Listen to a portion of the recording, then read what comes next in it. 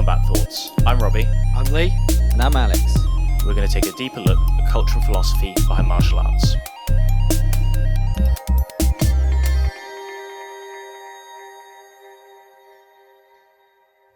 We're doing the age-old argument, gi versus no gi. Reasons, benefits, why the fuck do people argue about it? Should people be doing both in the future? Does it fucking matter? This is the topic today. All right, who wants to kick off? So I'll go in first and say my opinion on it is gi versus no gi. Until you're at the peak level, it doesn't really make a difference. You should do both because you get better. The marginal gains from gi and no gi come at that prime athlete level. If you're fighting in the UFC, you should train no gi because you're going to fight no gi, you're going to drill situations, you're going to look at specific things. Leon Edwards is brilliant at top half guard, and you just know he just drills top half guard. Me doing that means I'm going to get better at one position and still shit everywhere else. Doesn't make a difference. I think when you look at amateur MMA, we're woefully inept at having well-rounded fighters.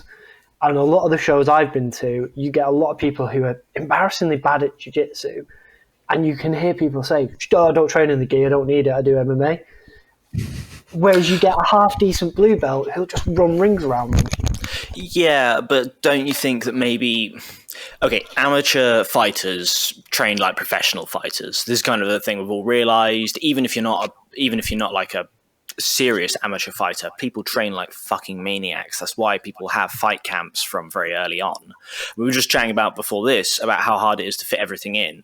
Do you think it's like realistic for even an amateur MMA fighter to fit in gi and no gi training in a week, in addition to all of the other stuff they've got? Because I'm not sure it is.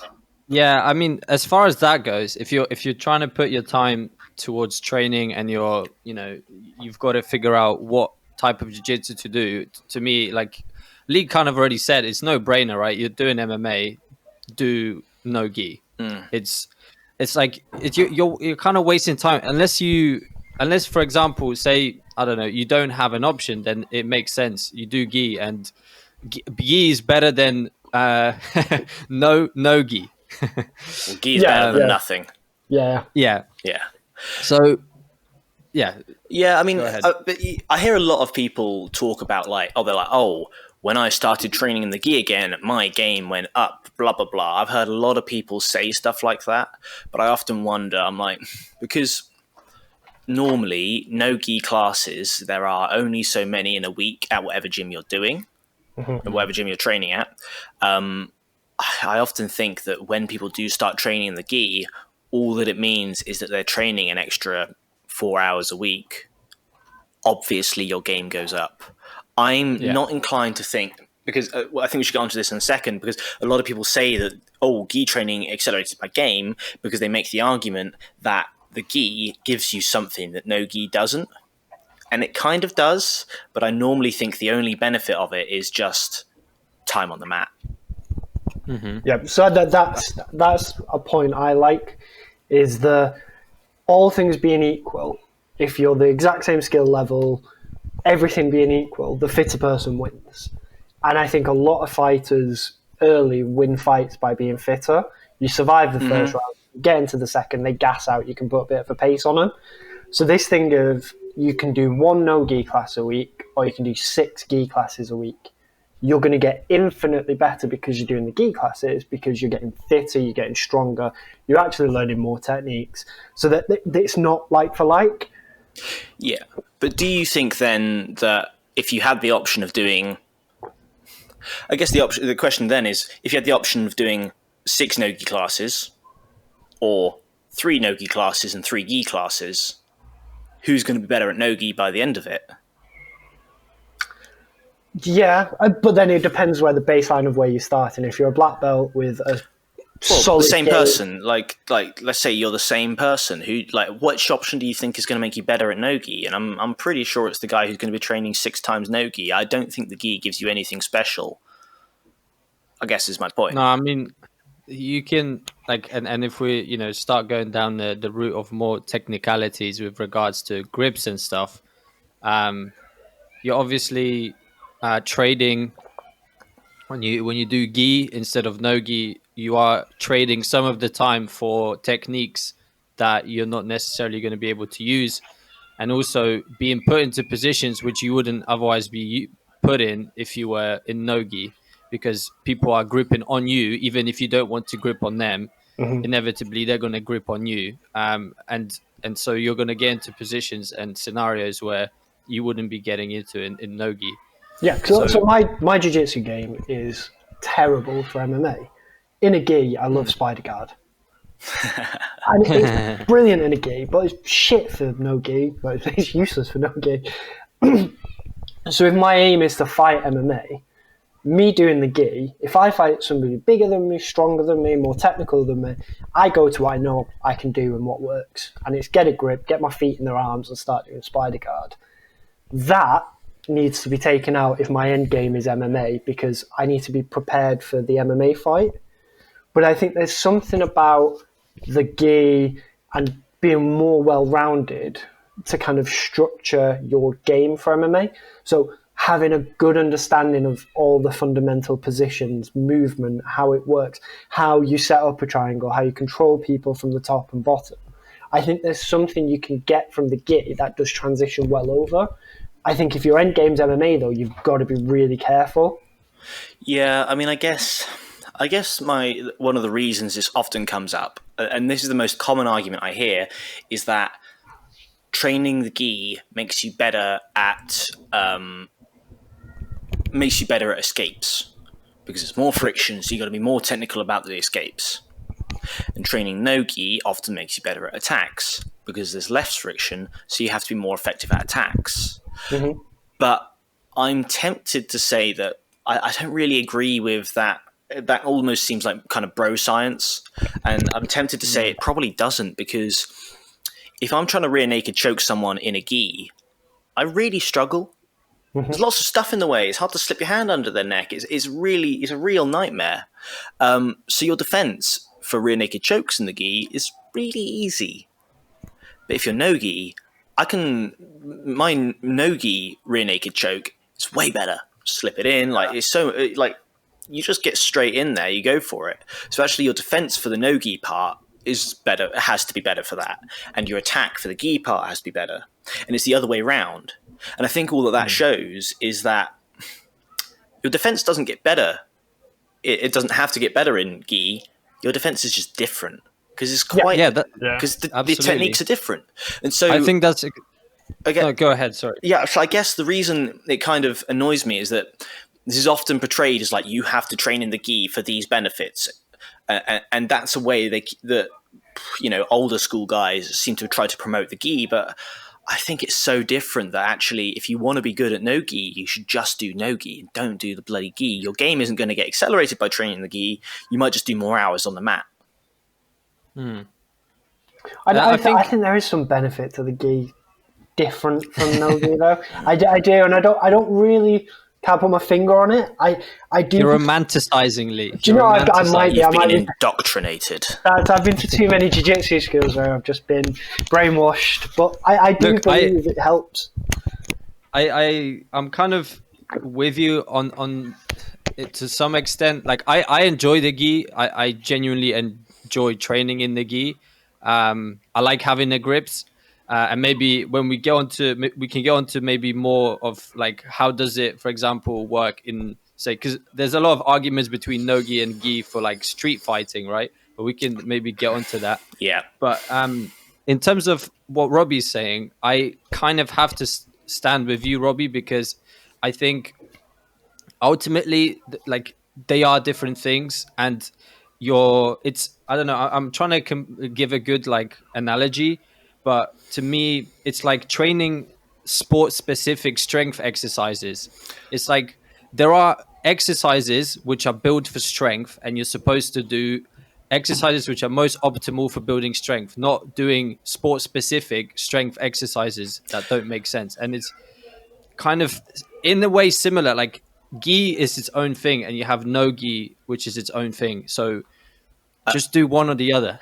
I'll tell you an analogy I quite like is, okay, boxers have the best hands, right?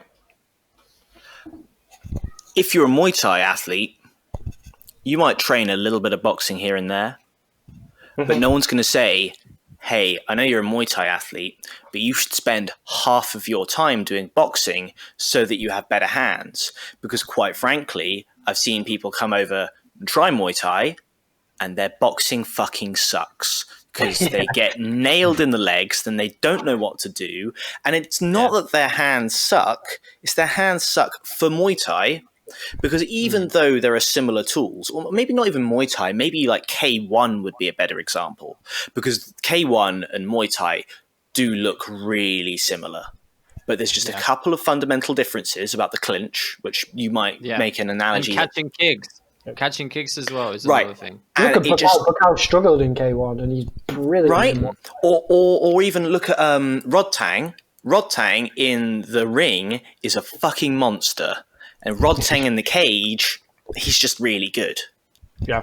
It's just, it's you can romanticize it and you can say that, hey, if you train this other sport, you're going to be better at this. And I'm not saying there's no value to cross training. I don't think it should be overvalued. Just because there are similar muscles and exercises used in rock climbing doesn't mean I should spend half my time rock climbing and half my time doing Ju-Jitsu. I should just sprinkle in cross training here and there. And I think the gi and no gi should be, if your focus is primarily on one of those, the other one should be seen as cross training, not as another half of the coin. So the only one I would say then about the gi and no gi, and my experience around many gyms I've trained at, is the quality of no gi training varies. Yeah, so that's fair. You go to a gi class, and a black belt's very different. A competitive black belt and a kind of hobbyist black belt are different, but there's a level of skill, there's a level of technique, there's a level of knowledge. Mm-hmm. What you also find in no-gi is you get people who've maybe had 2 or 3 fights, kind of mostly strikers, and they're now teaching a bit of wrestling, a bit of no-gi. And actually, if your gym's set up like that, you probably actually need the gi to get the principles of Ju-Jitsu. So when I started gi, it was all learning about frames, and I learned what a frame looks like from half guard, from side control, how to escape properly. Whereas if you go to an MMA class where the coach isn't kind of as well versed in no-gi or the gi, they're not imparting that wisdom and the fundamentals to understand to let you build a game.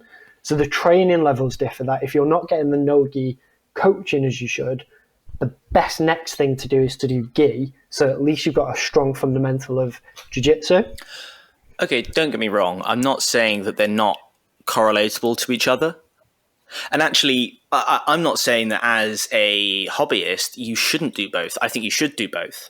But I don't think you should mistake... I don't think it's necessary to do both. And I guess that's my bugbear. And if your coach... If the only available really good coach for jiu-jitsu will only teach you in the gi, then yeah, you should do gi, because that's the best training you're going to get. But all things being equal, if you have 2 really good coaches, one's no gi and one's gi, and your goal is to be a really good submission only no gi martial artist, just focus on the no gi. That's what I think. However, if you just need to get good at jiu-jitsu, then sure, train both. And if you only have the gi as an option, then you only have the gi as an option. You have to work with what you've got. I just don't think the gi is needed to round out your game. Well, maybe to round out your game. I don't think the gi is needed if you're, an MMA athlete, even from day one. I just don't think you need it.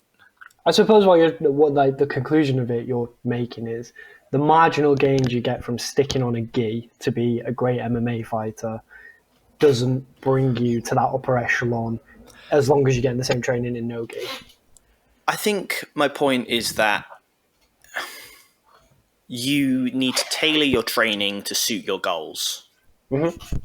And if actually your goal is MMA, I mean, yeah, actually, given the options, the thing is, we're kind of conflating talking about hyper advanced professional athletes with early hobbyists. Yeah, We're kind of yeah, conflating those two things, right? And I completely don't agree. think that early hobbyists need to specialize and strategize.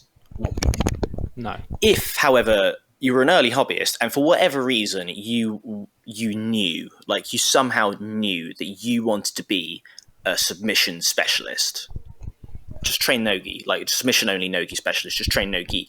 But you can't know that at the start though, so it's kind of a moot point. Yeah.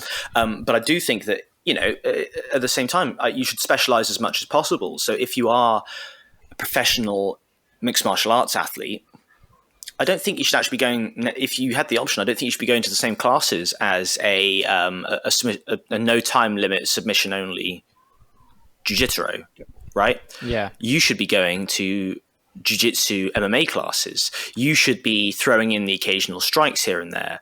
You should, you should be wearing gloves every time you get on the mat. I don't know how it works in other countries, but I think, well, you guys might tell me I'm wrong, but it seems to me like in the UK, that we're not doing a great job of mixing like a proper jiu-jitsu and in an MMA sense. It's kind of That's no, I agree. fair. Yeah. Yeah.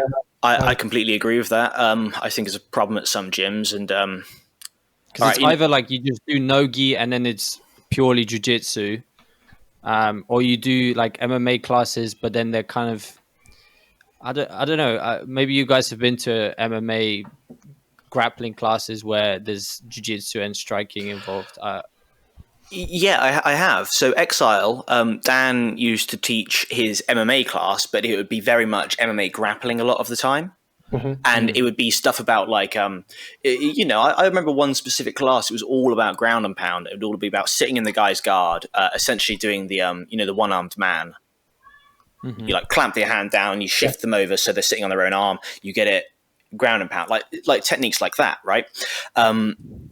And, as much as I love UWA, Warriors Academy, I think one of the biggest weaknesses has been the lack of communication between Jiu-Jitsu and MMA, and the fact that there is no MMA for Jiu-Jitsu sort of class. Marvin does a really good job of teaching some specific techniques that are good within Jiu-Jitsu for MMA.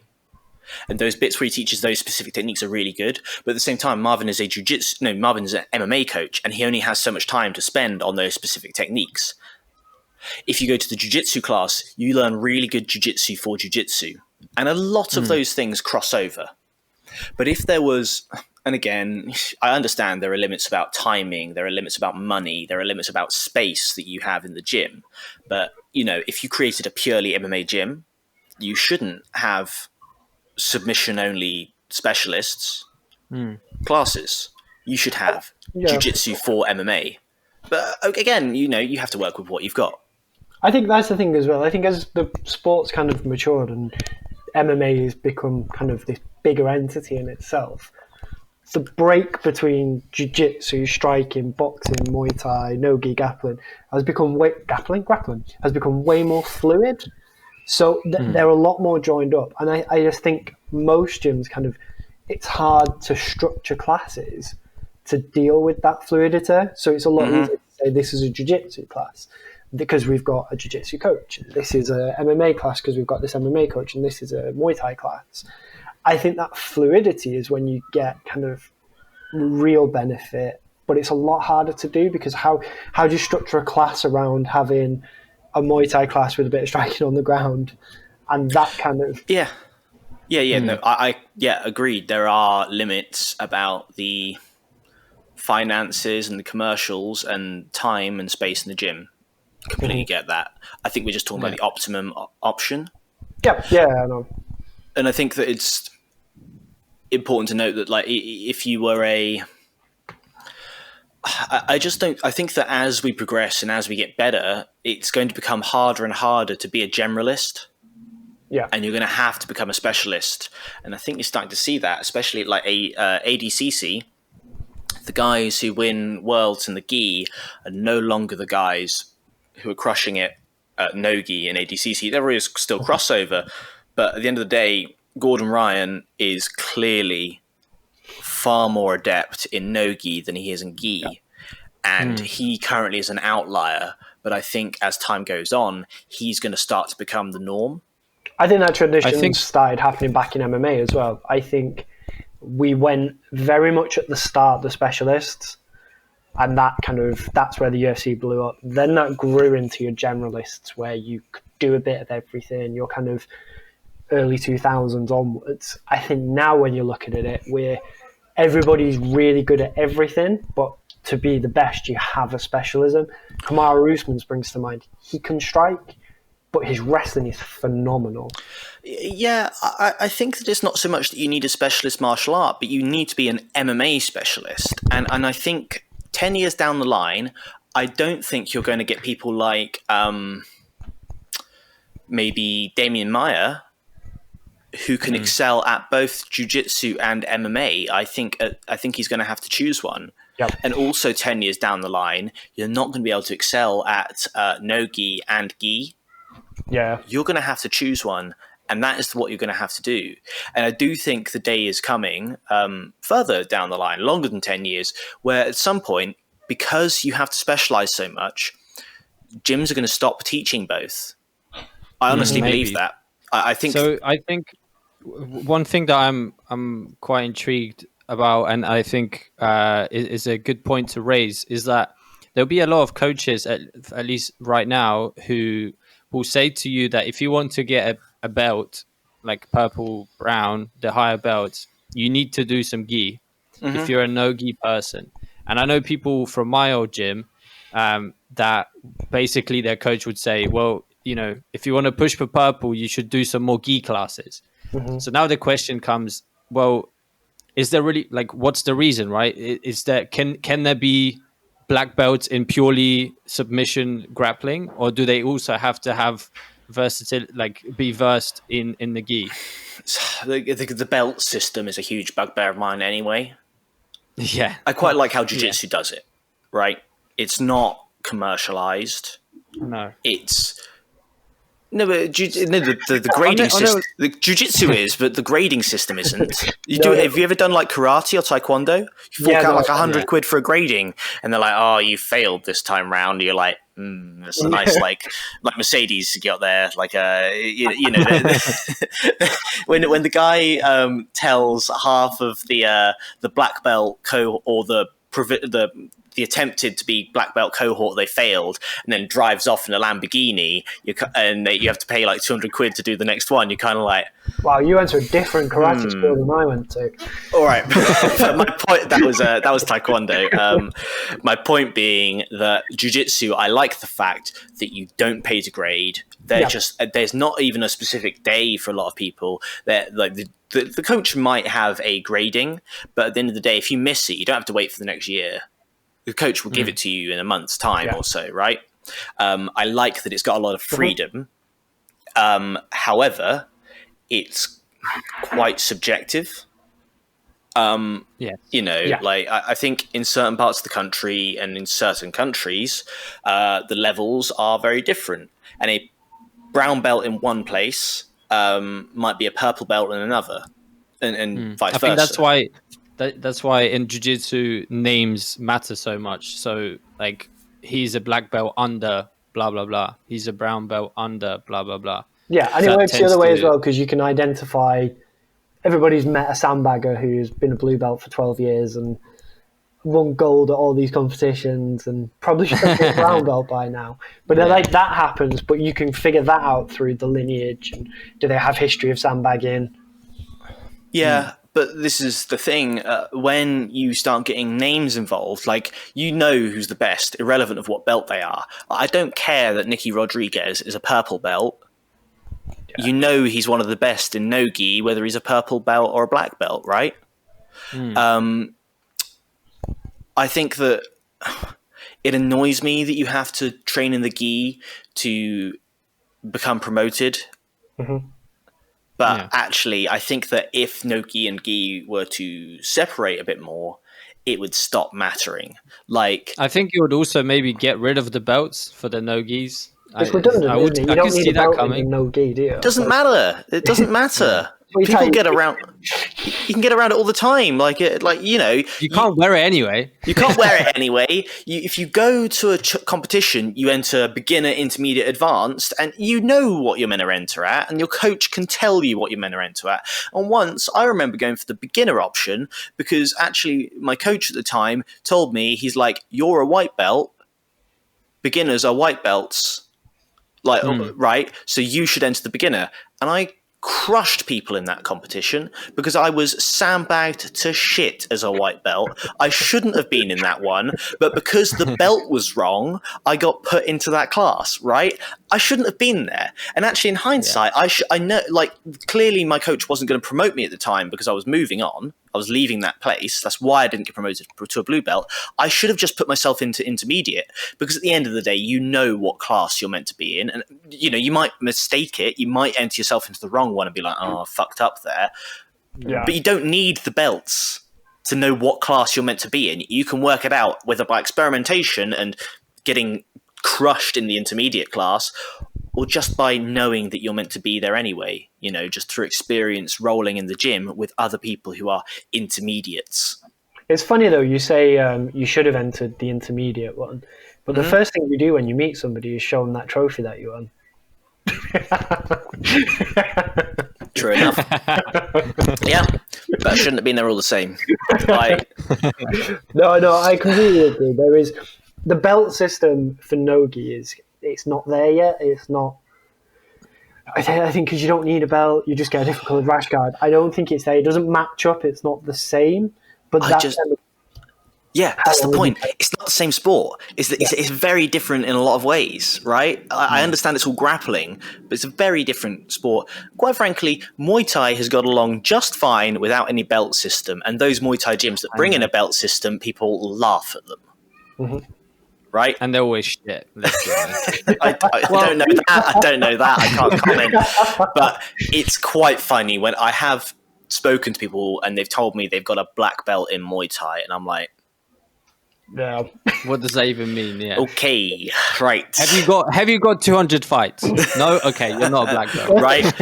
And I've also seen videos of their fights and been like, yeah. Interesting. That's it. They get jabbed and turn away and... Right? Yeah.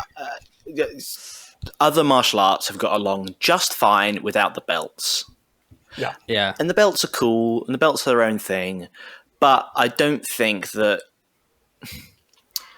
It kind of annoys me that I guess maybe that the belt system, you're the same belt in no-gi as you are in gi, but you only get promoted if you train in the gi. Mm-hmm. Right? So, what? But if I only do no-gi and I occasionally do a gi class, John Jones shouldn't be a bloody blue belt.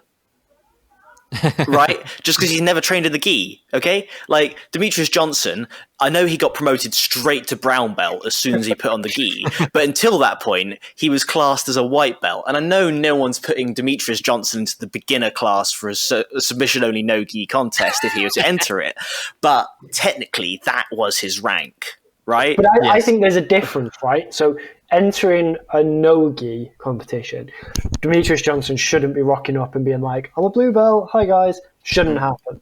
But actually, he's not a black belt in the gi. If you look at some of the things, so when, was it Metamoris, when that first started, it was like, it was Rory McDonald against the guy from Atos, whose name I can't remember. And he smoked him, and it was like, there's levels to it, and until we set Andre Galvao. No, it was the younger guy. Keenan Cornelius. No, It doesn't matter. Irrelevant. But there's a separation of grading between there. So I always liked the story that Uriah Faber put a gi on, and his coach said, "You're a white belt," and got promoted to like blue really quickly. But he was like, "You don't understand the grips. You don't understand how to do this. You don't understand how to put somebody in gi submissions because you're a no-gi grappler." He's a black belt in no-gi. it's different than gi. No, see, that's the thing, though. He should be that. He should be a different grade in no gi that he is in gi. The issue, what I think the issue is that when I was a white belt, I was a white belt in no gi and in gi, right? Mhm. I had to get promoted to blue belt to be a blue belt in gi and no gi. But as a white belt, I was still choking out purple belts at certain gyms. But that's that was insane, though. Yeah, of course. Casual but flag. it raises an interesting question, and kind of, I think the whole thing raises an interesting question. Is that, well, if you can't be, you can't be a black belt. I don't know. Let's say a blue belt in gi, but you are obviously so you couldn't fight against someone who's a black belt in gi, but let's say you're a really advanced person in no gi. Then are they really the same sport? Because no, but that's what we're saying. And it's exactly right. The point that we've just, I think this is the best case that we can make, that they're different and that they should be treated as different, is that if you actually were to compete in either of them, you need to be versed well in the specifics rather than. And I think that's the thing. Otherwise, they're so close. They're intrinsically linked, and they're not parallel. It's not two separate lines. They cross over a lot, so it's easy to say they're the same thing, because a guillotine's a guillotine and a rear naked choke's a rear naked choke. But actually, that then makes it difficult because you're not comparing apples to apples. It's something that looks like an apple and it kind of smells like an apple, but it's a little bit different. And that's where we need to kind of separate the argument between gi and no gi, is that they're actually two separate entities. Yeah, but the thing is, just because you're good in one thing and it makes you good in another, it doesn't mean they're the same thing. Because quite frankly, a Division 1 wrestler is going to smash people in a no-gi class, but that doesn't mean that wrestling and no-gi is the same thing. It just means that you've got skills that cross over in the same way that just because you're really good in no-gi, you could smash a lot of people in the gi, even though you've not got a fundamental understanding of a lot of the techniques. Doesn't mean they're the same thing. Just means that they've got related skills. And I know that no-gi and gi are going to be more related than wrestling and gi, or judo and no gi, for example. But grappling's on a spectrum. Grappling has lots of different things, and no gi and gi are two separate aspects of grappling rather than the same sport, but just in different clothes, because it makes it fundamentally different about the movements you can make and the techniques that work. And even within, because Jiu-Jitsu's got so much flexibility in rule sets, you can have, I think, a no time limit submission only event is very different to a no-gi, even like just a timed submission only event. 6-minute IBJJF rule set. But even closer than that, I think so long as if you put a 6-minute time limit on it and it's submission only, it's very different to a no time limit. Because a no time limit, you just have to be super careful and conservative about what you do to make sure you don't get got. Whereas when you get to the last minute of a 6-minute submission only match, you just go for it. You go for it, and that's completely different gear. It's a different mindset, and I know they're related, but they're a different sort of thing. These team jiu-jitsu events where the little guy's stalling out the big guy so they both get eliminated to get rid of the big guy, like that tactical approach with the team jiu-jitsu events, I think that's fascinating. It's really good fun, but it's completely different. Like you say, the rule set just makes it completely different. Yeah, and I think that I don't think we'll ever get to this point. But I think in the same way that as the skill levels increase about gi and no-gi, and you eventually you're just going to have to, they're going to become very separate because you're going to have to specialize from day one in order to get good enough to excel at one of those.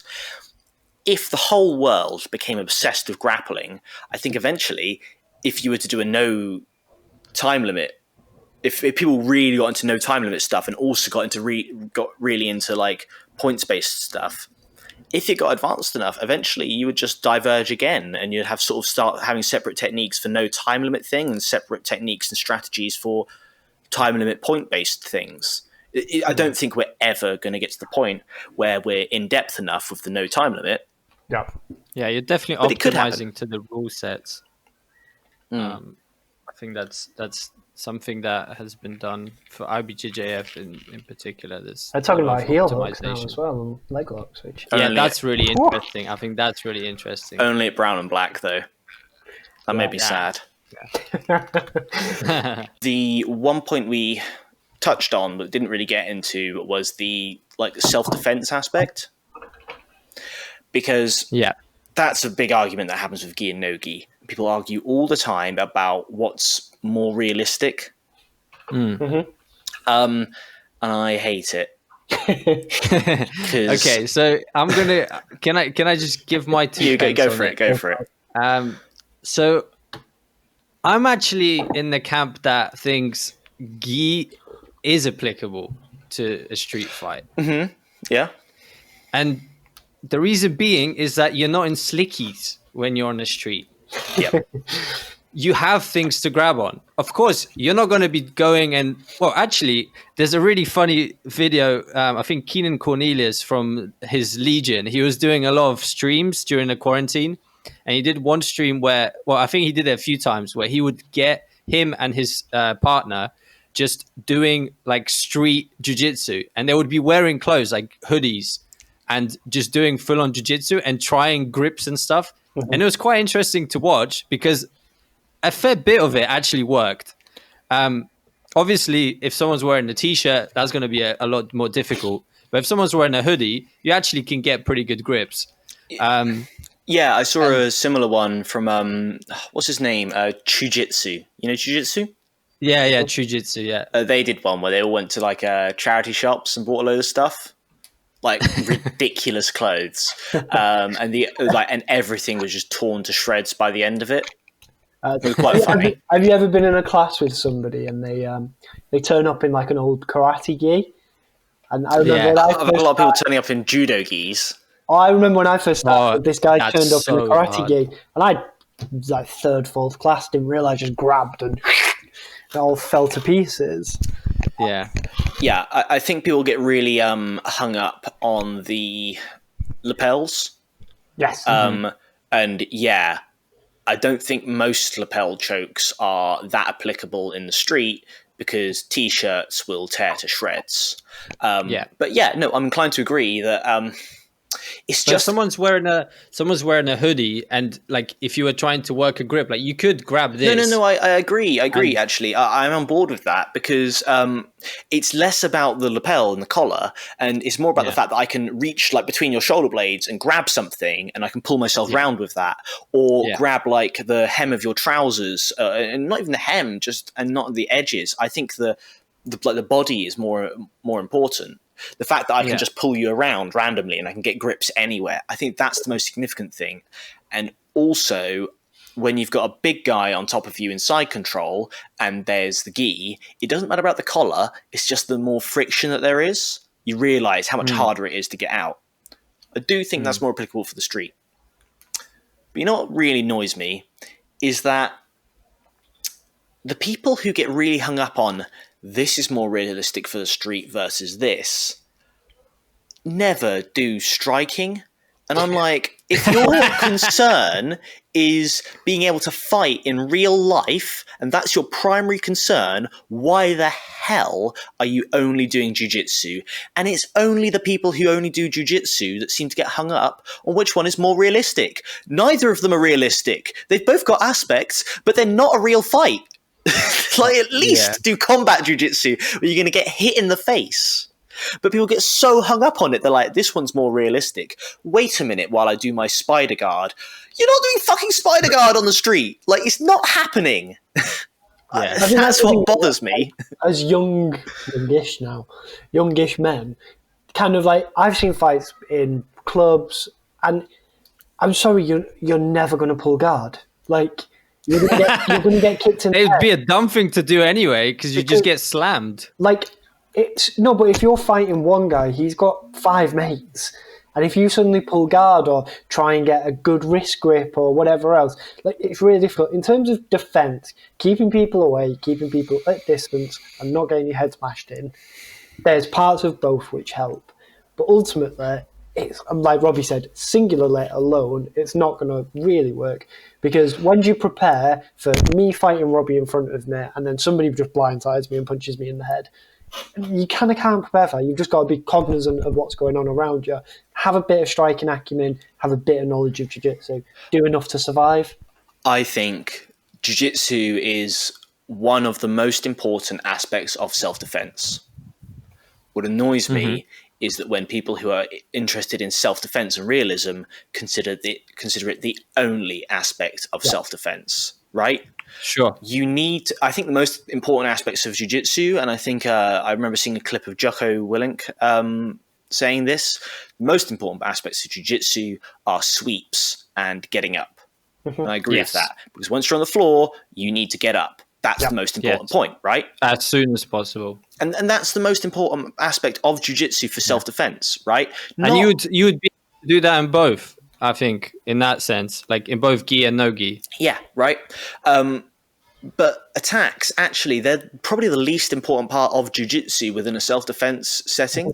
Like, being able to guillotine someone's all well and good, but actually, I think just getting them off of you and making space is more important. That's it as well, because you look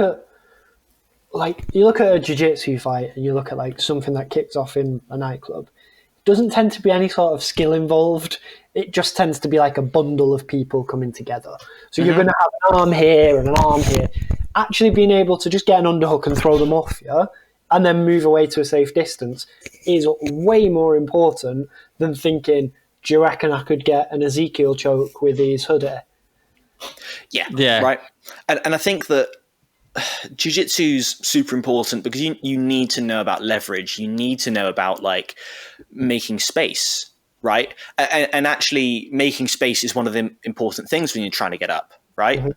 Whereas when you're attacking, you want to close down space. And just having that fundamental understanding is super important for self-defense. But you also need to know how to block a punch. No one does it. Like, they don't do it. People, I think the best self-defense training is probably some basic MMA training, right? Yes. You learn how to defend punches, you learn how to land strikes, you learn how to stay off the wall. That's probably really important for self-defense, right? But jiu-jitsu's on an open mat without any walls. When you get to the edge, the ref brings you back into the middle. Do it in a cage. That would be really good self-defense training. Do it on a cage. Be able to get to space. Like, just stuff like that. It goes back. The majority of your jiu-jitsu training nowadays, with space and mat sizes and class sizes, you don't do a lot of standing training. Right. Yeah. It's the Simpsons one, isn't it? It's where jump into my guard and I will introduce you to a world of pain. I've been training years. I knew this moment would come. Now fall atop me and meet your doom. Yeah. I just think that it comes back down to, again, the training with purpose and specializing towards a specific goal. And if your specific goal is self-defense, don't just do jiu-jitsu, for God's sake, right? Do boxing, wrestling, and jiu-jitsu. And I think those are probably going to suit you the best. Maybe Muay Thai as well, because mainly for the clinch rather than for the kicks. The clinch, yeah, I think that helps a lot. Right? The other side of it is having a good knee to just knee somebody in the dick it's effective. Like, the whole point of a street fight, I'd say, isn't to win a fight, it's to get away. Yeah. And it's good to have the confidence that you could win a fight, but like, you never know what someone's got. You never know if someone's got a knife. Even if they haven't, they're going to pick up a brick or something. I don't know, like a glass off of a bar. You can't train for that, right? No. The best training there is probably boxing, being able to defend your head with your arms. It's very versatile and applicable, right? It's going to stop someone picking up a rock and smashing you over the head with it, because at least it'll hit your arm instead. That's probably a lot more useful. it's just a real bugbear of mine that people get very hung up on what's more realistic, and I've heard people argue for ages about it. I've had to like turn off podcasts before because they've gone on for like 20 minutes about what's more realistic, and I'm like, neither one is realistic. They're important, but they're not the whole fucking game. I think it happens as well, though. You get this purist view. So back to the gi and no gi. You have that purist view of I train the gi, I'm this belt, I'm this good, could fuck everybody up in no gi. You also have the martial arts purist view where it's like I do jiu-jitsu, I could like protect myself better than any other martial art.